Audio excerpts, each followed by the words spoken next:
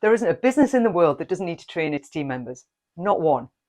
Even with professional services, for example, where the team member will come in qualified, they still need to be taught your way of doing things. They still need training in order to be successful in your business. And yet, business owners make the same mistakes with training over and over again.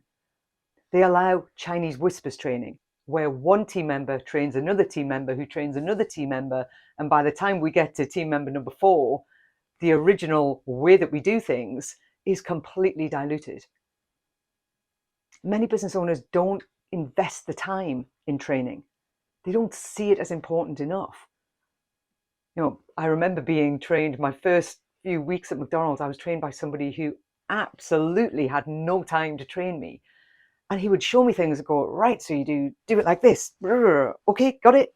And off he would go to get on with his next task, leaving me completely floundering and confused and having to teach myself how to do things, which of course meant that I didn't always get things right in those days. Training is so important, and investing time in training is so important.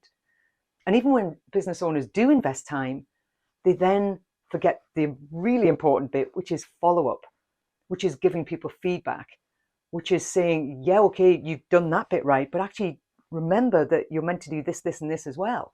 Or you've missed that one crucial step that's going to have a big impact further down the line, down here. Follow-up and feedback are crucial. That's what delivers performance. Training plus feedback equals performance.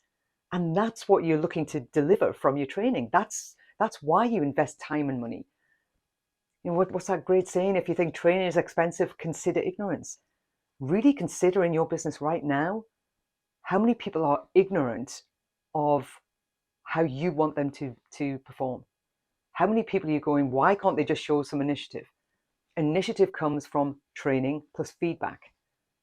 Don't expect your team to be full of confidence if you haven't trained them in the right way to do things in your business. It's an investment that pays massive dividends. Good people, trained well, given good feedback. That's where business success comes from.